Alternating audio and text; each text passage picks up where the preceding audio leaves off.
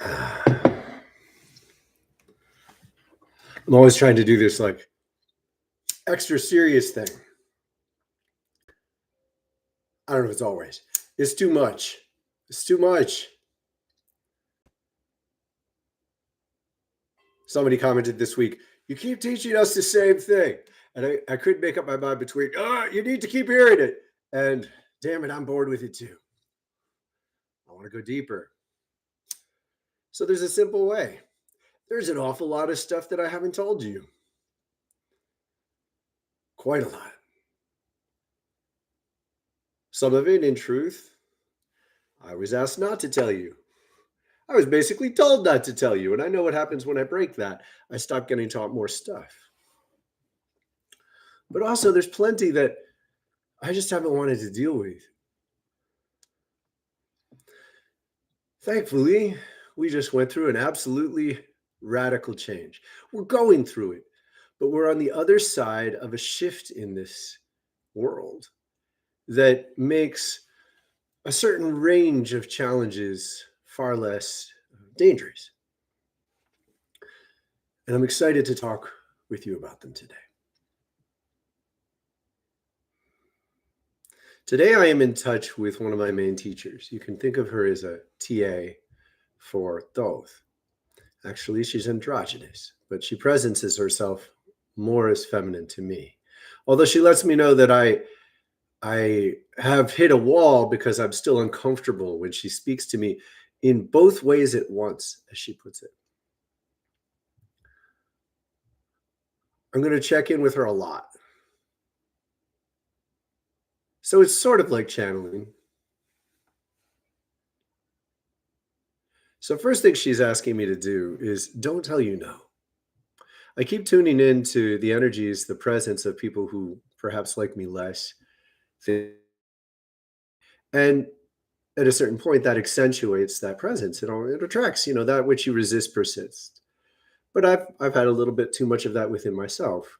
So I haven't been able to be present in the ways that I want to, which is so many of you are so beautiful.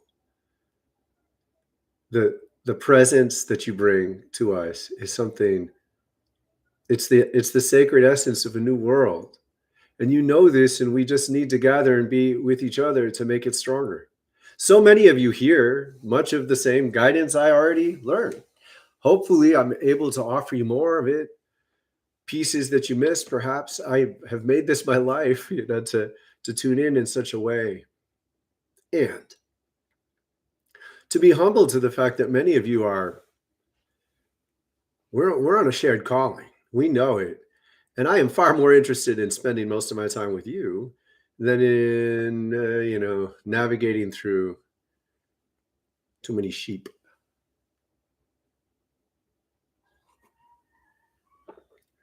Now, that stings me in a sense because the respect I'm giving, let's just say thank you deeply. It's time to go deeper, and I want to do it in a way that's going to work really well. So it might disturb you or make you feel uncomfortable. But there is something that I get to talk about that I haven't talked about. And at first glance, you might not like it, but it is in a very real way. It's like the morality play that is covering up the gate into the new world. And it's breaking apart right now as we speak. So it is actually more crucial that everyone understand this than you think. Now, there's a difference between understanding what I'm about to share with you and getting stuck on it. A lot of people rightly do not want to get entangled in things that will literally keep you trapped in a denser vibration. Good on you. That's our job. That's the point. That's why I haven't talked about this more. And more importantly, the critical distinction between working out your karma externally and working it out internally is massive. So essentially, if you are externalizing your karma by getting hyper invested in global or big picture drama, you are externalizing your own karma. You're only drawn into that play because you have karma there. And it's a very disempowered place to be because you think in terms of good guys and bad guys, and you can't own everything that's yours. You're fractured. You're essentially you're taking some of your negative energy and you're putting it into a pot. And then everybody fights over who's in charge of that negative energy. Now, even when you choose the right bad guys to want to defeat, so to speak, you are trying to bury a part of your shadow if you're not very, very careful. So it's been, important for a lot of people to disengage from politics, from culture wars. When you awaken to a certain level, you don't want to get overly invested in these things because you will lose parts of yourself, even if you're with the good guys, so to speak. So to be present with what's happening is to really be humble and to continue. So we're going to start. This is the major disclaimer. As we talk about this, I want you to own everything that's yours. So you're doing this mirroring and you're saying, as you think about this theme, you need to make sure you're not dumping any of your own energy into it. Because if you do, you will be disempowered. Even if we win all together, even if we, set up a tournament of sorts and we get to celebrate that we won, it's still, we just lost something. And it takes a while to figure out what happened and how it keeps you stuck. If you don't understand this, try both talking about it, get someone else to watch this with you, talk about it, and then watch it again and talk about it, because this is powerful. So first, the really mundane level, and then the extraordinary level. Okay, so stick with this. We are looking at the disintegration of an entire way of life, and it's happening in the presence of this Drumpf person that took on a different name when they came to our country and is currently in charge of our well, they're tearing down part of our house that is white. Now, as far as I'm concerned, that's kind of okay because that house represents a lot of lies. We've lied a lot to ourselves in this country. We've lied a lot about who good guys are, and we've buried the bad things they've done. And the major gift that's happening at the moment is we've got essentially a monster. Now, here's why I've been discouraged heavily from talking about this. You project on him. He is a projection machine. It's his karma to exist, to receive projections. Now, what does that mean? It means you have karma within yourself, and it's like roots. And then it grows something, like let's just say a stale, icky grass, moldy. And once it grows, you're like, oh, this is gross. And you cut it and you say, that's not mine. That belongs to Trump. He's the bad guy. Well, look, regardless of who he really is, if you give him your nasty, moldy grass, that's what you've done. That's your contribution to the pot. You've put this negative energy in there. So, yes, by all means, choose not to have rape be okay. And don't bury your shadow in the process. So to do both these things is to realize a lot of people gave him their negative energy on both sides of the aisle, as they put it here. So we have a polarized system, right? Red and blue, donkeys and elephants, ever so intricate. For the children, we give these symbols and colors. And it's polarized, meaning these people are throwing their negative energy there. These people are throwing their energy there. They're just throwing negative energy at each other. The result is a pot of negative energy. This particular individual has been really good at holding negative energy, partly because he raped children. Now, the reason that matters is because when you bridge the gap, sexuality is a very powerful force. So when you take your essence and you merge, at best, what you're doing is you're creating new life. Now think about what you're doing. When you create new life, you're blending all the DNA, right? So it's this full surrender of self into another. But there's this other way sexuality works, as many people know. Rather than it being this coming together, it's this leaving. It's more about getting close and disappearing.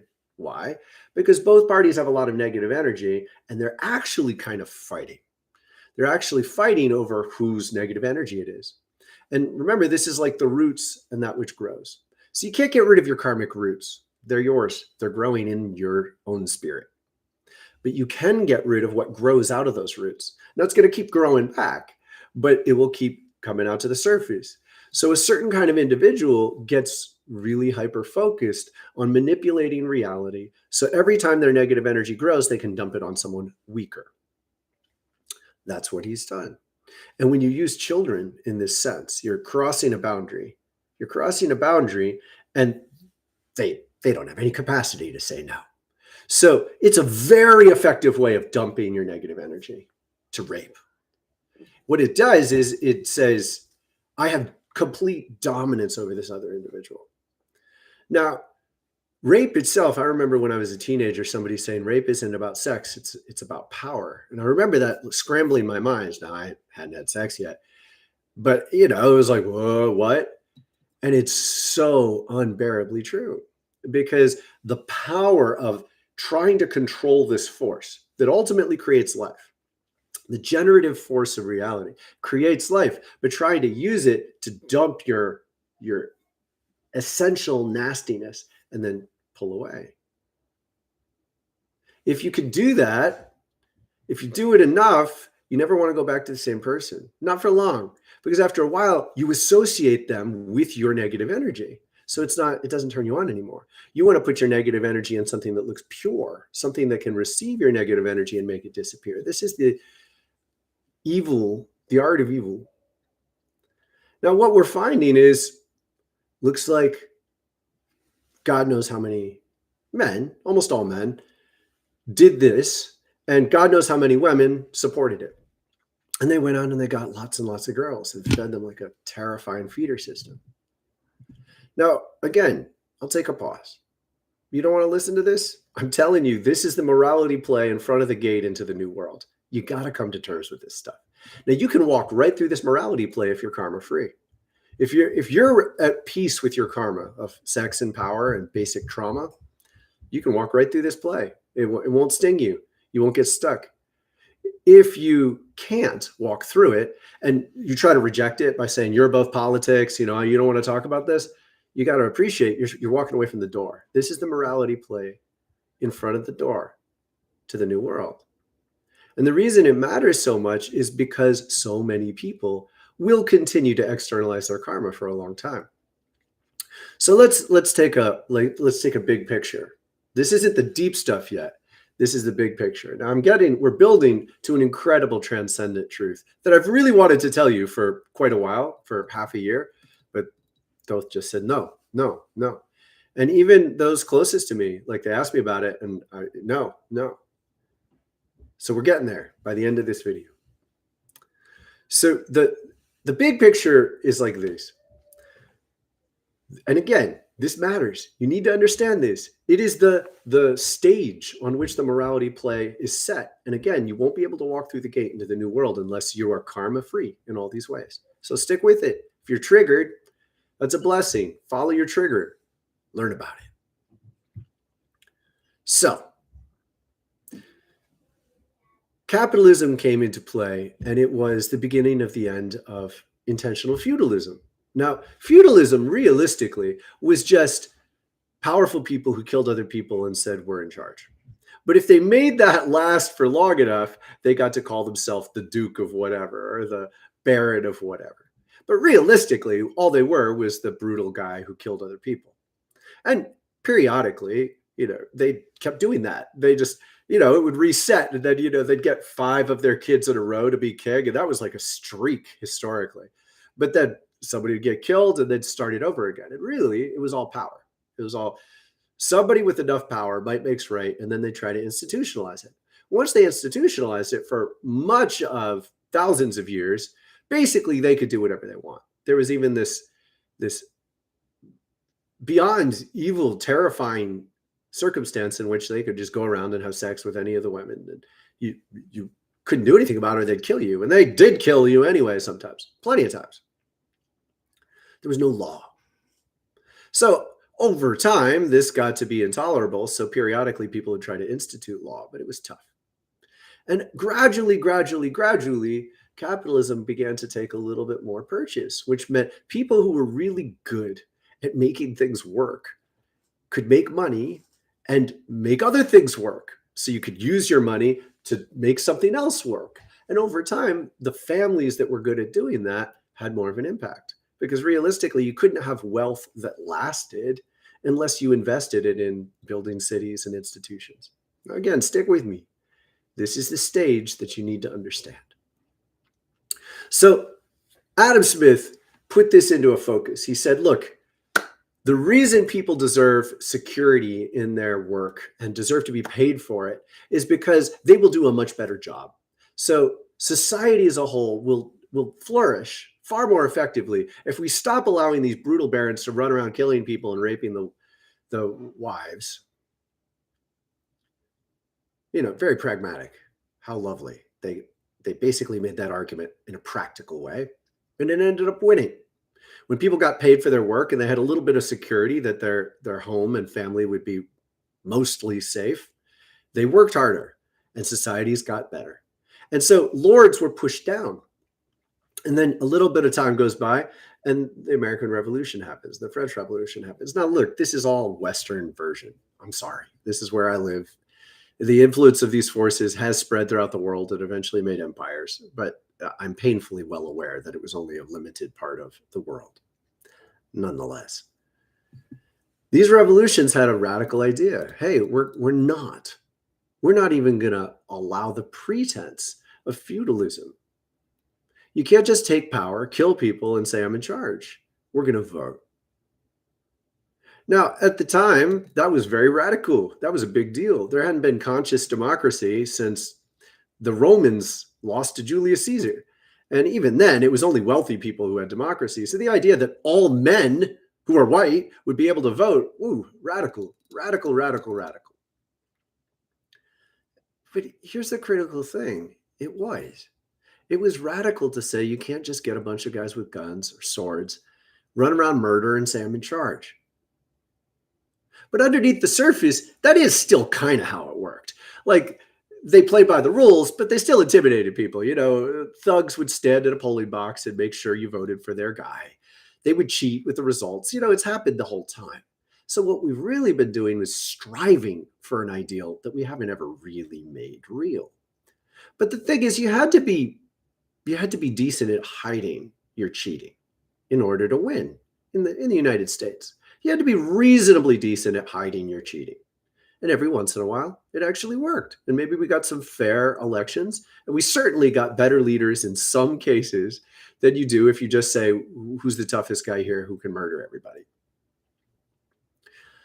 Now we have the borders being pushed, the boundaries being pushed hard. We've had it for years. And it's been terrifying. It's been terrifying. And periodically I make little posts about it, and then I delete some of them because I get the sense that I'm not having a positive impact to get you to think about Trump, because it will just get people to invest in it. But the reality is he represents the force that wants feudalism. He wants it. He wants to break the boundaries of democracy. But it's important to say this isn't a person. This is a collective desire. See, there's something intoxicating about having a king or a queen, but a ruler, somebody who is divinely, in your mind, divinely more powerful than you.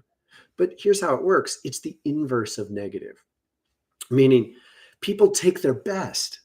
People take their sacred essence and they say, I'm putting it in their hands. Whoa, that's quite an investment. To take your sacred essence and say, that's not me, that's the king. It's a big deal. And when we do that, there is this weird, deep investment that wants the boundaries to break. You don't want it to be an election. You want to believe that that person is all powerful because you gave them all of your power. So you at least want to think that you're not stupid. You want to feel like you're on the winning team, and you want to feel like it's inviolate, like nobody could break this. That's the psychology that's been going on. And the reason people fall for this psychology is if you don't know how to handle power, somebody who takes the negative power will win. Somebody who explicitly takes all of the fear in a community and steps in and says, I can hold that. I can handle it. As many, everybody who's not a white man, I think understands this better. But when you look at how to create power structures in a community, largely are choosing between who's a preferable asshole. You don't really have a full choice. You have to choose somebody who's an asshole, but you want to choose the one with slightly better rules. The way this works is there's a small town, it's off the beaten track. Somebody owns a gas station. Somebody owns the one local bank. That person can break you if you go against them. That person can break the prosecutor. They get dirt on people. They can break the laws, and they do, and they always have. This has never really worked nearly as well as it should. There have always been people who are essentially breaking the rules within the system repeatedly in order to stay in power. And they end up reverse engineering it so it looks like they're legit, they got elected. But realistically, they probably didn't get all those votes. And realistically, maybe they don't even choose to be the politician. They just buy the politician and make sure that they never get in trouble for anything. It's always worked this way in lots and lots of places all over the world. And we are hitting an edge where we are saying no to this. Right now, there's this terrifying force that needs to be unleashed that says, how many people raped these girls? Now, for the record, my personal vote is like, I don't think any man over 30 should be sleeping with a girl under 21. I have repeatedly on my travels, I traveled around. I'm going to a little cred here. I mean, I'm a decently healthy, attractive, kind man. I traveled around in the world and I repeatedly had very young girls like connect with me sort of for security. And when you're out in the wild and you're far away from, a lot of support, you've run away from home or you just decided to explore, but you get out there and it's like a little rougher than you think. A lot of times, people who are less powerful will try to choose someone who seems to be a protector. One time I was hitchhiking all over the place and I ended up in quite a crowd of people and a very beautiful young girl. My guess is that she was 21 at best, wanted to stay with me and suggested we sleep apart from everyone else. And I did.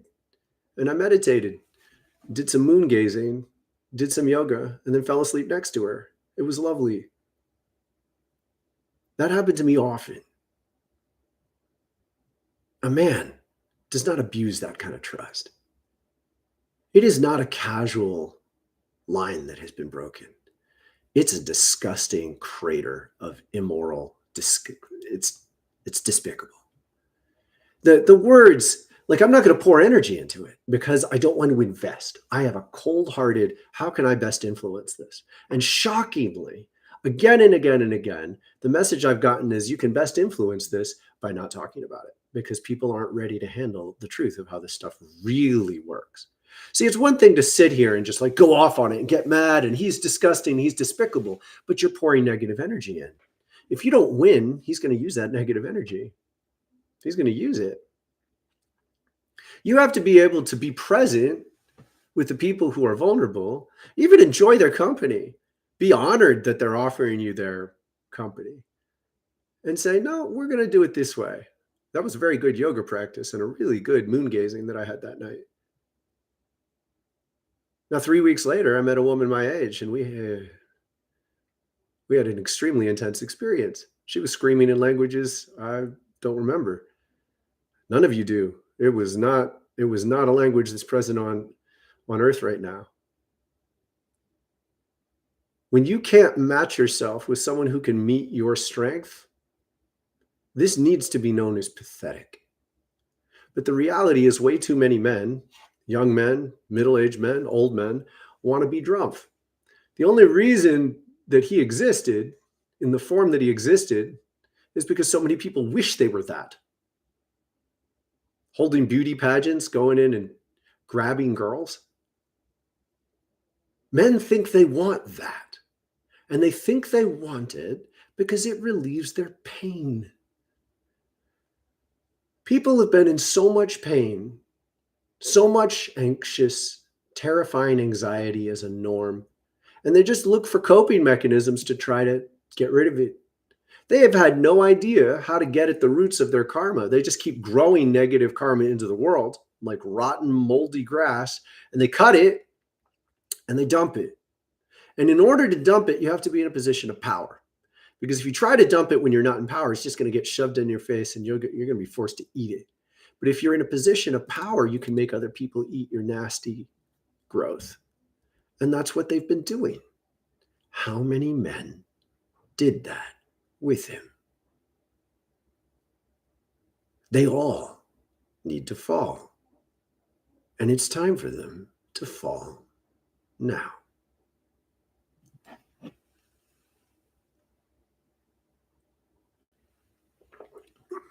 Now, I've been told for years and years and years that I'm a bit of a closer. That means in baseball, I used to love baseball. A closer is someone who comes in when you're ahead and you shut down the opposition. So let me address some of the basic arguments that are going on underneath the surface. A lot of these men will claim that these girls wanted it, that these men are respecting them by treating them like women. That when they come of age, this is the important factor, they want to rewrite our moral code such that a 13-year-old, when a girl goes through puberty, she becomes a woman. Now, anyone who spent any time with a girl going through puberty knows full fucking well that's not true. Yes, they can embody the intensity of a woman periodically in brief stints and then fall on their face. But they are a girl for quite a while. I work with women who've been raped. 50-year-olds can express very, very present girlish energy. When you've been raped as a girl, it imprints in you deeply, deeply. No, there is no way we can accept the rewriting of this code, and you have to understand it for what it is. These oligarchs, it's a good name, it's a good word. These oligarchs have been wanting us to go back into feudalism. They've been wanting to claim the right to the youngest girls. Oddly enough, they rarely have the integrity to wish that they were making babies. They just want to dump their pain. Now, some of them are apparently on rampages of trying to impregnate the world with their bitter seed. And that's another story. Because realistically, what we're doing is we're confronting a whole toxic culture. It's so much more toxic than people have wanted to admit. But the beauty is we really have been making something else. It's been a lot more fragile than most of us wish it was, but we've been making it. And the point is that right now, we tip the balance. We say, okay, guess what? We've been coexisting. We've been coexisting for a little while. Now it's time to say goodbye. So let me tell you something horrifying. I have not been allowed to accentuate this until now. Until now. What I'm about to tell you is probably going to sound absurd. I don't blame you for mistrusting it. I welcome your questions, if you can share them with respect. But please understand, I've been talking in depth for decades with spiritual guidance. I do not share this casually. I am sharing elements of reality that I have learned about that I was not invited to be honest about until now. And it takes a breadth of understanding that you probably won't fully be able to embrace today. Work at it, though. It's worth it. So 20 years ago, I went through an extreme experience. Truth be told, it feels important to say, I almost visited a prostitute. I was in terrifying pain. My grandfather had just died. I was confused. My life was going nowhere that made sense. I was in LA and I had no idea why I was in LA. I was miserable. I was lost. I wasn't making friends. And I almost visited a prostitute. In fact, I reserved a hotel room and called her. And believe it or not, and I highly recommend this, although, some of you will think it's prudish of me, but I prayed to Jesus. And you know what he said? I don't think you'll like that very much. It was some good advice. It was some good advice. But I was very spun out. And the next day I went driving and I was just confused, made a mistake, crashed my car. In truth, I spilled a smoothie and I reached to get it, and the wheel yanked to the side, and I went right into the curb, and the axle got ripped off. So more to the story, but basically I wandered to the ocean. My car got towed. I wandered to the ocean not knowing what to do. And a man was drumming. And I listened to his drumming. I really liked it, overlooking the ocean. And he came and he sat with me and he said, you know, I got up this morning and I knew I had somebody I had to meet.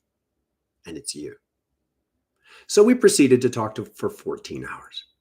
I told him every critical story in my life, and that's all he wanted. He just kept asking me. He thought I was so fascinating. And this was 20 years ago. So fascinating. And I had a lot to say. And I uncovered this story and this story and this story and this story and this story. And at 4 a.m, 14 hours, 4 a.m, he says, how did you learn all this? And I realized I hadn't told him another story. And I started to. And as soon as I started to tell him about my grandfather's basement, I remembered his dick in my face. It was pretty fucking awful. Cracked open this trauma from my past. And it was just like, you know, you could second guess things and be like, am I just imagining this? Until you crack open trauma. And this was just like searing through my mind. It was very clearly real. I made it through the night, and the next day I was walking around, and this is the point I want you to hear. It's scary, and I'm only telling you because the fear is over. A voice came into my mind the next day.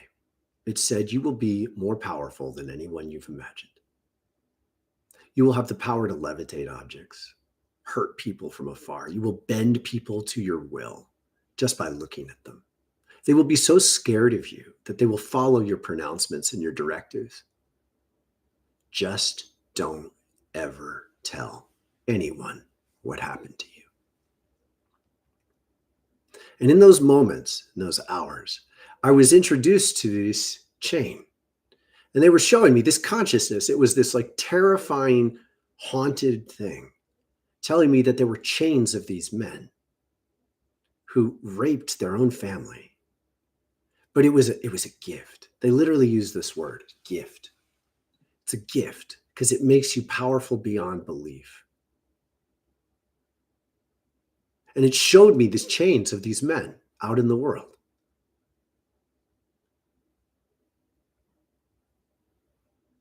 That's what we're dealing with. So the voice went on to say, this will only work if you never tell anyone what's happened to you.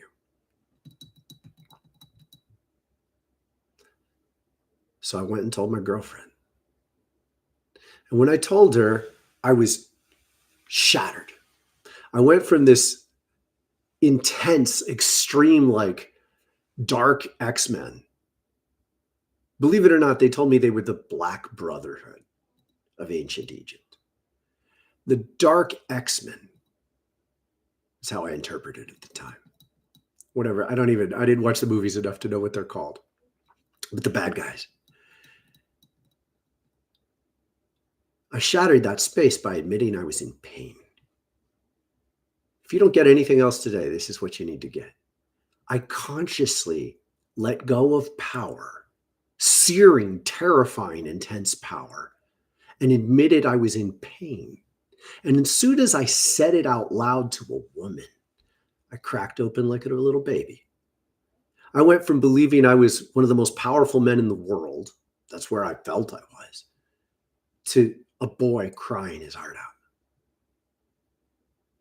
And I spent the next years in trauma therapy, on and off, in intimacy workshops, in one-on-one coaching, in a yoga training, trauma yoga training, in a Reiki training, just crying, healing, screaming, being real. The message I got over the years was that force could not reach me once I admitted that I was in pain.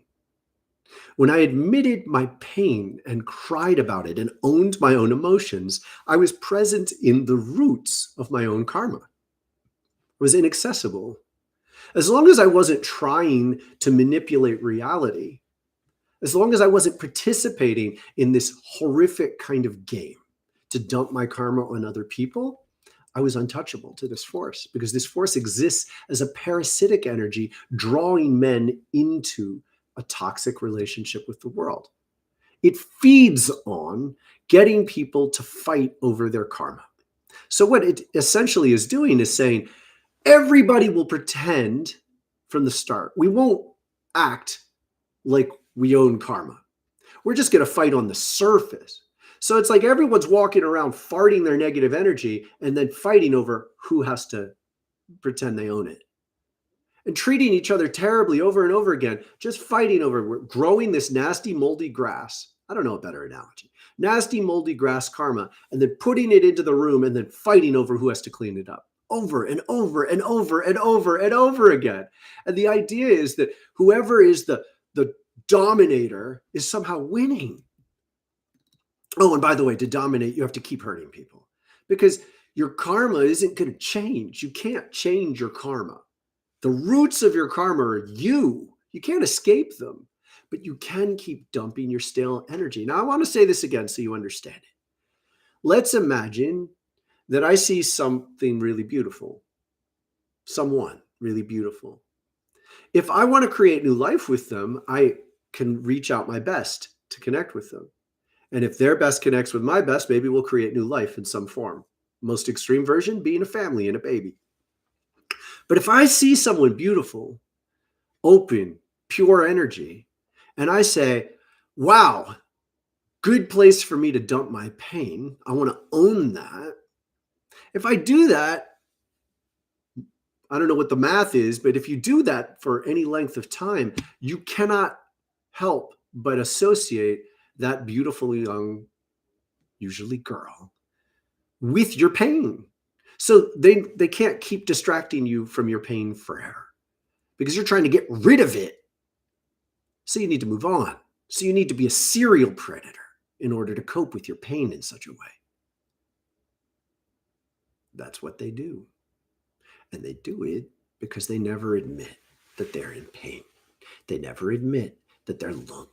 They never admit that they got hurt, probably as boys, probably much like I did. And they certainly don't ever claim the courage to ask for help.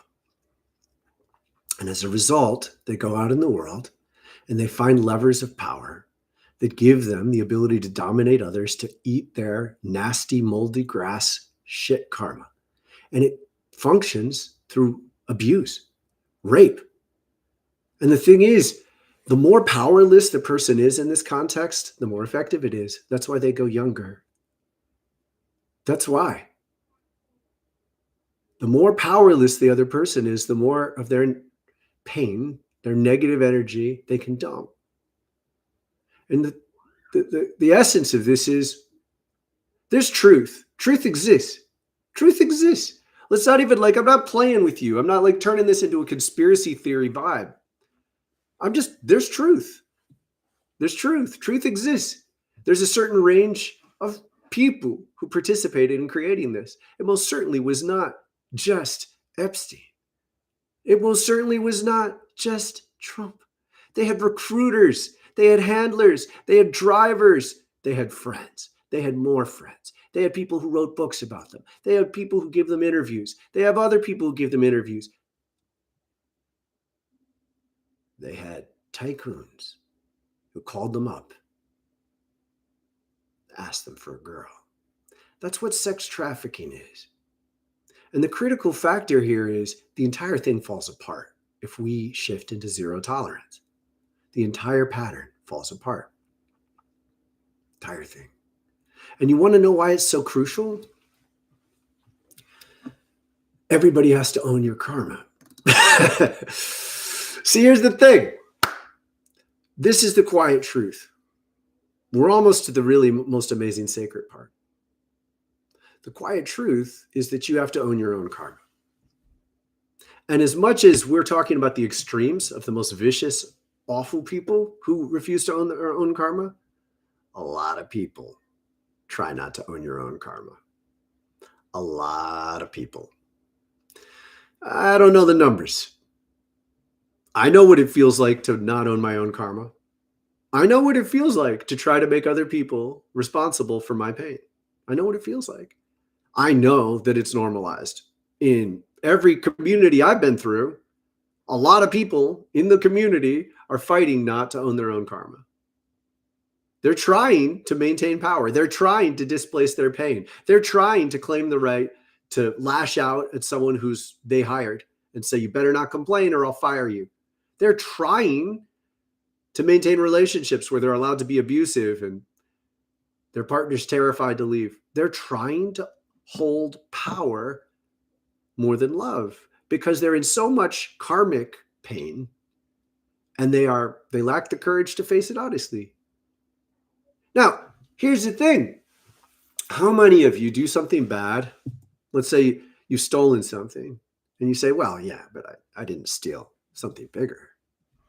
Or let's say you've thrown insults at someone you love and you say, well, yeah, but I'm not really abusive like that person. Now think about this. I want you to uproot every single instance in which you do what I just said in any form. If you ever make yourself feel good about a mistake you make based in seeing or thinking about someone who's worse, I want you to change it. This is toxic for you. And what it does is it makes you dependent on a world in which people are worse than you. Now think about how simple this is. The consequence is Trump. That's the consequence. If you are making yourself feel okay about who you are by essentially witnessing a predator over there and saying, that's the bad guy, but you're using it to hide your own shadow, you're never going to heal your shadow. And more importantly, you're never going to live in a world without terrible shadow monsters. See, the world is always going to generate patterns. And if a lot of people are saying, well, I'm not as bad as that guy, well, that guy's doing the same thing. That guy's saying, well, I'm not as bad as that guy. And that guy's saying, well, I'm not as bad as that guy. And then we get into the jails and they're saying, well, I'm not as bad as a child molester. And some of the child molesters are going to figure out how to have enough power to blackmail other people and maintain their freedom, which is what we're looking at. It's what we're looking at. Let them all fall. Really. All of them. Let truth win. Because when truth wins, every bit of hidden shadow is brought into the light. And the reason it hasn't happened yet is because too many people don't want that. You think you want it until you realize it means you as well. Do you think I'm saying this casually? I have been scouring my shadows with a leftover toothbrush and then gotten 5 more for years and years and years. You have to be willing to constantly face every trauma, every trigger in the world and say, what do you got to do? What do you got to heal? You cannot stay hyper invested in the public stories. And here's why. This one's going to shock the shit out of you.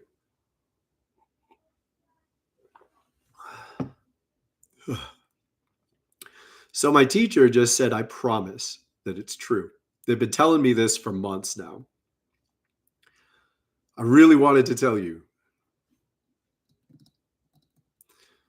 Oh man, but I got to set it up again still. Okay. So it's basically the application of the lesson I just taught you. Let's say you're in a school and there's a bully. Let's say you confront the bully in public. When you win and the bully backs down, people really love you. But the reality is that bully was holding a lot of negative energy. They were the person who's worse to a lot of people. So when you beat the bully, you have to be able to channel that negative energy yourself. Once you unseat the bully, so the bully doesn't exist anymore, you have to be able to hold it. That's the quiet truth. Bullies exist in patterns. They are showing up because lots of people are saying, well, I'm not as bad as that guy. And that guy's saying, I'm not as bad as that guy. And it trickles. It's a flow pattern. Negative energy is flowing to a bully. By the way, gentlemen, young men, this is why girls like assholes. Because if a boy or a man or a woman who's with them can't handle the negative energy, then they can't hold life still. The quiet truth about a bully is they're channeling negative energy. And as much as people hate them, everybody's a little like, what would happen if they didn't exist? So the key here is to develop a self-image. So you know yourself completely apart from any of these stories. You're not dependent on any of it. Maybe you do put a bully in their place, but you don't think about it. You don't develop an ego about it. You don't convince other people about it. You don't tell stories about it to get people to respect you, which is a big part of why I try to avoid emphasizing these things. I have unseated quite a few bullies in my life. I was taught how to do it by basically, you have to wish you didn't have to do it. You don't get to like run victory laps, or you're investing in it. You don't want to invest in it at all. Which is why I didn't tell you months ago that terrifying demonic force that I encountered 20 years ago just left the earth.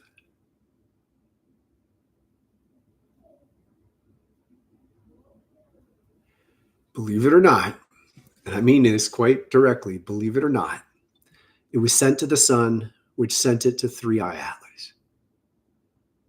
Periodically, interstellar objects move between stars, and they function much like a draw hand in poker. They're bringing something from afar to give to us, and they're taking what we want to get rid of. Not just as an individual, not just as a planet, not just as a planet, but the whole solar system. That energy just got sent out of the solar system. Now, to explain its presence more would take too long. But suffice it to say, we're at the threshold of opening the gate into a new world where rape doesn't have a dominant presence. We are at the threshold of transitioning from this intermediate capitalistic democracy corrupt society into one that isn't. We're going to be a full step away from feudalism as of 2020. Oh, wow. Closer to 2030. That's amazing. We are transitioning where essentially this terrifying creature, demonic energy that I encountered was the bad guy of bad guys. It was the bad guy of all bad guys. Whenever somebody says, I'm not as bad as that guy, I'm not as bad as that guy, these channels of negative energy were created. Now, let's be clear. I'm really hoping a lot of you get this. This system entirely depended on people avoiding their karma. The whole channel of negative energy is happening because people are trying to avoid our karma. So the imperative is to cut into your own reality and say, I refuse to invest in things that avoid my karma. I want to face my karma. It's terrifying. Thank you.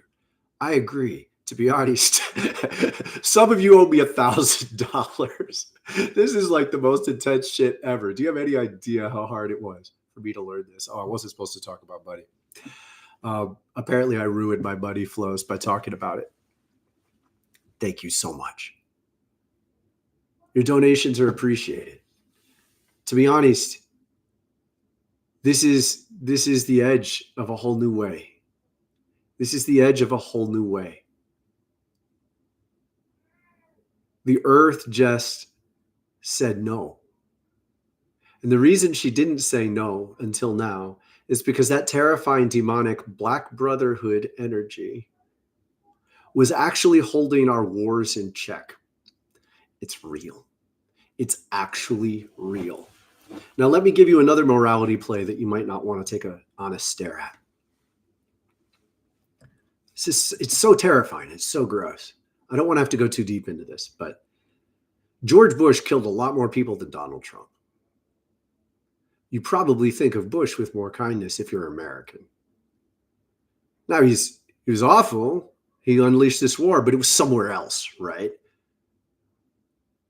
What he did was take our negative energy and dump it on an entire race of people,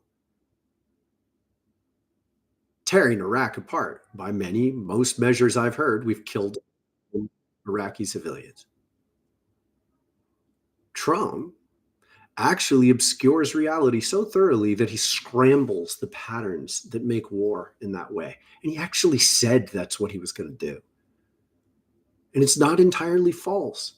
He's a creature of this Black Brotherhood energy that knows how to digest a lot of negative energy. Now, they do it through rape. Rape is a corollary of war in many contexts.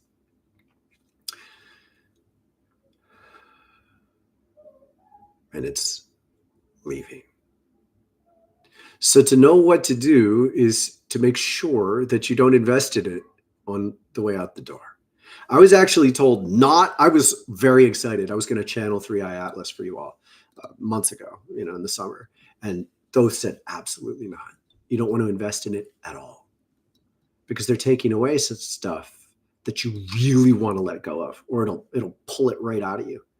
You want to let it go consciously, or it'll rip it out and it'll hurt. It'll mess with you.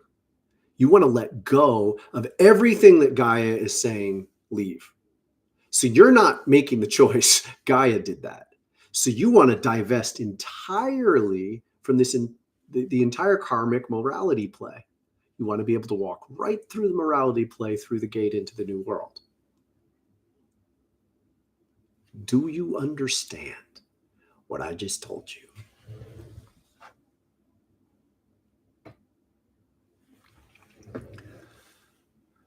Thank you for your likes. Thank you for your donations. Thank you for your time. I'm going to tune in and see if there's anything else I need to share about this.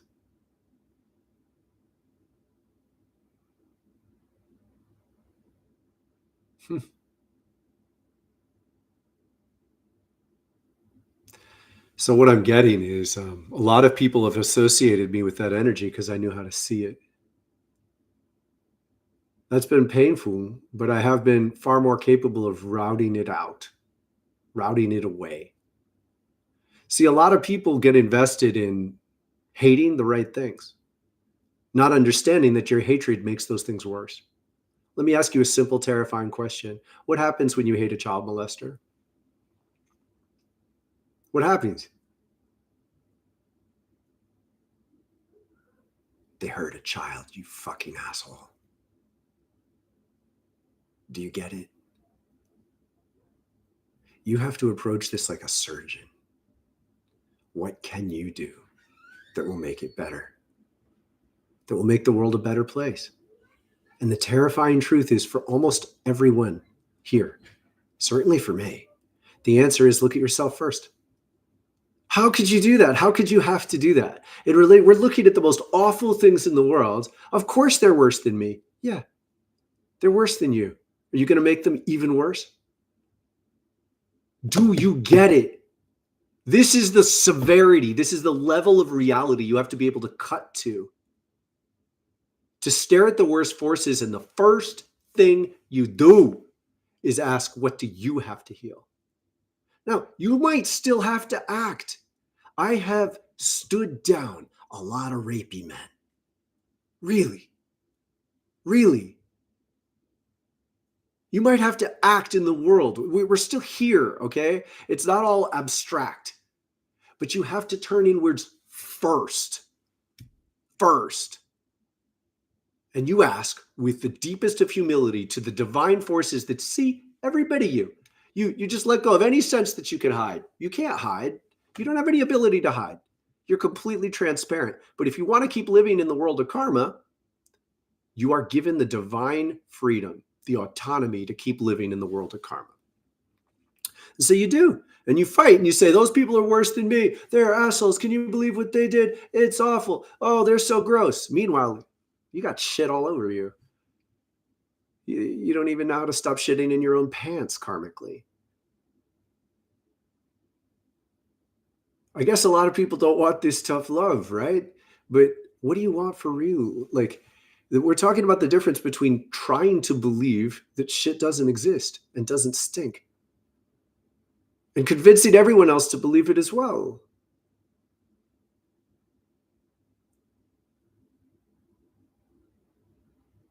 That's enough. You either get it or you don't.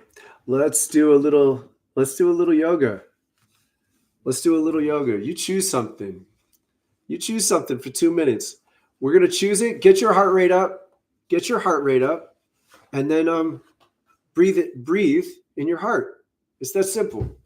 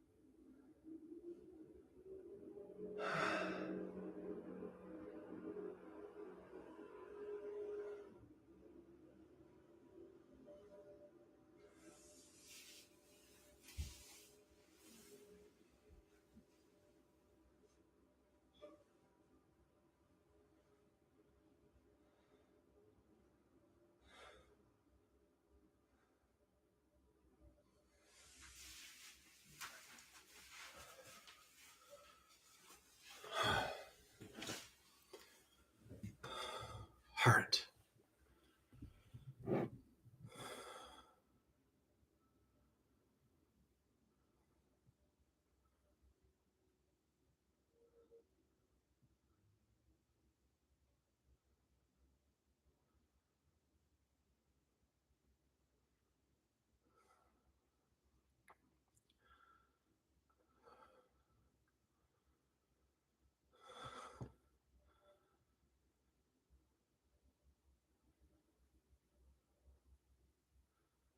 May all rape leave this planet.